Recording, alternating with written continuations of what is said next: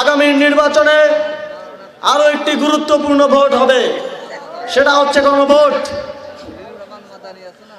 আমরা যদি নিশ্চিত করতে চাই আর কেউ শেখ হাসিনার মতো ফ্যাসিবাদী হয়ে উঠতে পারবে না, তাহলে গণভোটে হ্যাঁ ভোট দিতে হবে।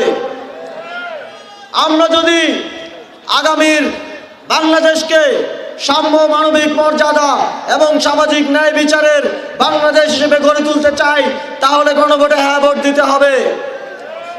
আপনারা যদি চান আপনাদের সন্তানরা, যুবকরা মামা দাদা ছাড়া, ঘুষ দেওয়া ছাড়া চাকরি পাবে, তাহলে অবশ্যই গণভোটে হ্যাঁ ভোট দিতে হবে।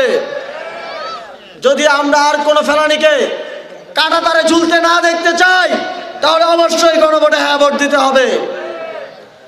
আমাদের আবারও দেখা হবে 12ই ফেব্রুয়ারি আখতার হোসেনের বিজয়ের পর, আবারও দেখা হবে শাপলা কলির বিজয়ের পর, আবারও দেখা হবে 11 দলীয় জোটের বিজয়ের পর।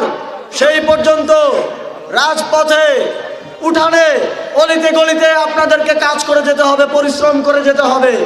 আপনার আমার এই 10 দিনের পরিশ্রম আগামীর বাংলাদেশ কিরকম হবে, আগামীর কাউনিয়া, পীরগাছা, রংপুর কেমন হবে তা নির্ধারণ করবে। আগামী 10 দিন ঘুম থেকে শুরু করে সকল ধরনের ত্যাগ স্বীকার করে আমাদেরকে কাজ করে যেতে হবে বন্ধুগণ।